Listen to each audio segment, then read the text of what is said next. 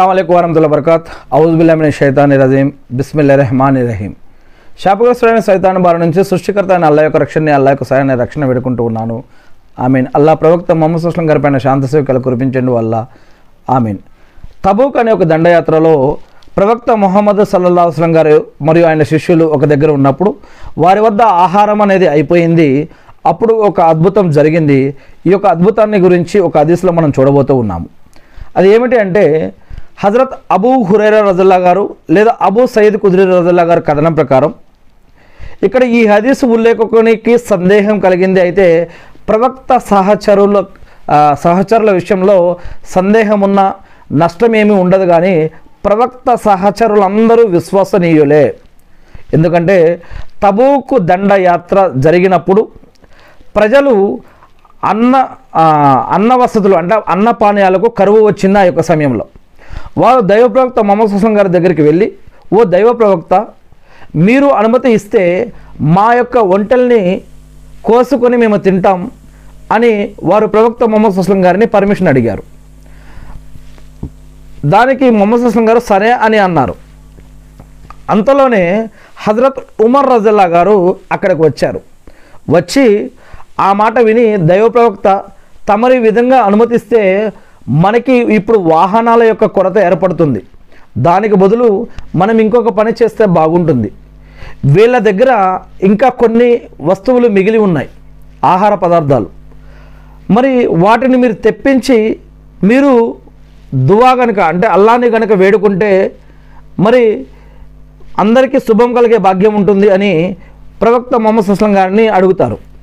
అంటే వీళ్ళ దగ్గర మిగిలి ఉన్న ఆహార పదార్థాలు తెప్పించండి, ఆ తర్వాత మీరు వీరికి ఇందులో శుభం కలగాలని దేవుణ్ణి ప్రార్థించండి అని ఈ విధంగా సలహా ఇస్తారు.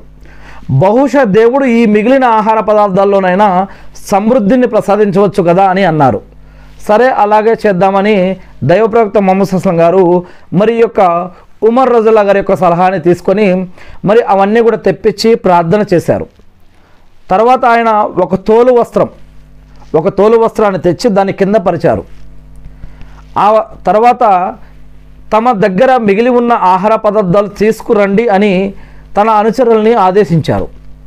అప్పుడు ఒకరు గుప్పెడు జొన్న విత్తనాలు, మరొకరు గుప్పెడు ఖర్జూరాలు తెచ్చి, మరియు ఇంకొకరు రొట్టె ముక్కలు ఉంటే ఆ రొట్టె ముక్కలు కూడా తెచ్చి ఆ యొక్క బట్టలో పెట్టేశారు, ఆ తోలు వస్త్రంలో పెట్టారు. ఇలా తెచ్చి ఆ వస్త్రంపై ఉంచుతూ పోయారు. దాంతో ఆ వస్త్రంపై కొన్ని ఆహార పదార్థాలు పోగయ్యాయి కొంతసేపటికి. అప్పుడు ఆయన అందులో శుభం కలగాలి అని ఆయన దేవుణ్ణి ప్రార్థించారు, అల్లాహ్ని ప్రార్థించారు. ఆ తర్వాత అందులో నుంచి ఆహార పదార్థాలు తీసుకొని ఆ పాత్రలలో నింపుకోమని ప్రజల్ని మీ దగ్గరున్న పాత్రలలో దీంట్లో ఉన్న ఆహార పదార్థాలను నింపుకోండి అని చెప్పడం జరిగింది. అనుచరులు ఆ ఆహార పదార్థాలతో వారి దగ్గరున్న పాత్రలు అన్నిటిలో కూడా నింపుకోవడం మొదలుపెట్టారు. సైన్యం దగ్గర ఒక్క పాత్ర కూడా మిగలకుండా అన్నిటిలో కూడా నింపుకున్నారు. అందరూ కడుపు నిండా తిన్న తర్వాత కూడా ఇంకా ఎంతోమంది అన్నం మిగిలింది. ఆ సందర్భంగా ముహమ్మద్ సల్లల్లాహు అలైహి వసల్లం గారు ఏమన్నారంటే, అల్లాహ్ తప్ప వేరొక ఆరాధ్యుడు లేడు అని, నేను దైవ ప్రవక్తని అని స్వయంగా నేనే సాక్ష్యమిస్తున్నాను అని ప్రవక్త ముహమ్మద్ సల్లల్లాహు అలైహి వసల్లం గారు చెప్పారు.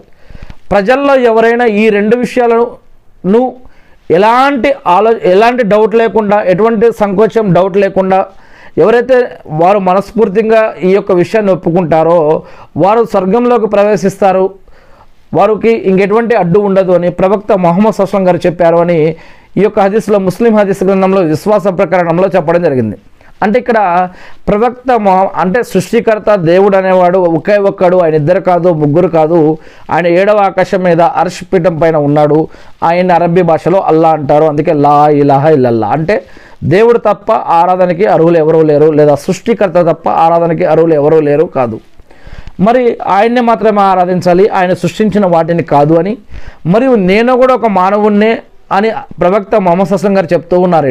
అంటే ప్రవక్త ముహమ్మద్ సల్లల్లాహు అలైహి వసల్లం గారు కూడా ఒక మానవుడే, ఆయన కూడా ఒక అల్లాహ్ యొక్క భక్తుడు, అల్లాహ్ యొక్క దాసుడు, అల్లాహ్ ఆయన్నే ప్రవక్తగా ఎన్నుకున్నాడు అని ప్రవక్త ముహమ్మద్ సల్లల్లాహు అలైహి వసల్లం గారు చెప్తూ ఉన్నారు. అంటే ఆయన దేవుడు కాదు, దేవుడితో సమానం కాదు, దేవుడు లాంటి వాడు కూడా కాదు.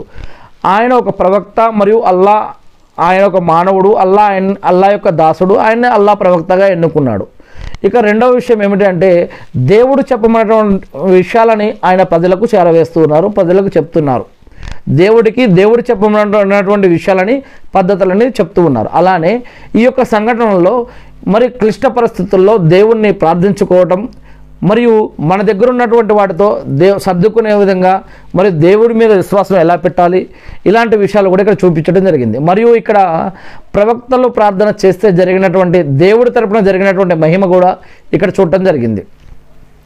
ఇది ప్రవక్త గారికి ఉన్నటువంటి మరి ప్రార్థనా శక్తి. ప్రవక్త గారు ప్రార్థన చేశారు, దేవుడు అంటే సృష్టికరైనటువంటి అల్లా మరి ఆయన యొక్క మహిమని ఇక్కడ చూపడం జరిగింది.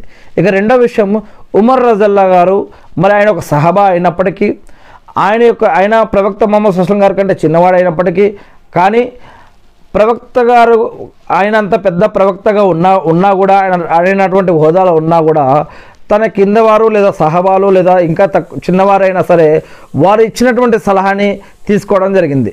అందుకే చిన్న పెద్ద అనే ఆలోచన లేదు. ఎవరైనా ఒక మంచి విషయాన్ని చెప్తే కనుక దాన్ని మన ఎటువంటి గర్వాహంకారాలు లేకుండా ఒక మంచి విషయాన్ని మనమైనా సరే ఏ సమయంలో అయినా ఏ సందర్భంలోనైనా సరే గర్వాహంకారాలుగా పోకుండా ఇతరుల యొక్క సలహా తీసుకోవటం, వాటిని వినటం, దాంట్లో ఉన్నటువంటి విషయాన్ని ఆలోచించడం, మరి ఇటువంటి విషయాలను వేరే యొక్క సలహా తీసుకొని ఆ సలహాని పాటించడం వల్ల కూడా కొన్ని సమయాల్లో మంచి విషయమేనని ఈ యొక్క విషయంలో చెప్పడం. నేను పెద్ద, నేను గొప్ప అనే ఆలోచనకు పోకుండా మన ఇతరుల యొక్క సలహా కూడా తీసుకోవటం మంచిది, తీసుకోవాలని కూడా మరి అన్నీ నాకే తెలుసు నేనే గొప్ప అని అనుకోకుండా ఇతరుల యొక్క సలహాని కూడా మనం అప్పుడప్పుడు పాటించడం మనకు మంచిది అని ఇక్కడ ఒక పద్ధతిని ప్రవక్త ముహమ్మద్ సుస్లం గారు తెలియజేస్తున్నటువంటి విషయం మనకు అర్థమవుతూ ఉంది.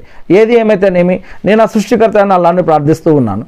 అల్లా మా అందరి యొక్క పాపాలను క్షమించడం వల్ల మీరు ప్రవక్త ముహమ్మద్ సల్లల్లాహు అలైహి వసల్లం గారి ద్వారా ఏదైతే పద్ధతులు మాకు తెలియజేశారో, నేర్పారో, ఏదైతే ఖురాన్ మరియు హదీసులు మాకు ఇచ్చారో వాటిని మేము తెలుసుకుని, నేర్చుకుని, అర్థం చేసుకుని, గుర్తుపెట్టుకుని వాటి ప్రకారం మేము జీవిస్తూ మిమ్మల్ని ఆరాధిస్తూ తెలియని ఇతర మా సోదరులకు తెలిపే భాగ్యాన్ని మాకు ప్రసాదించడం వల్ల ఆమీన్.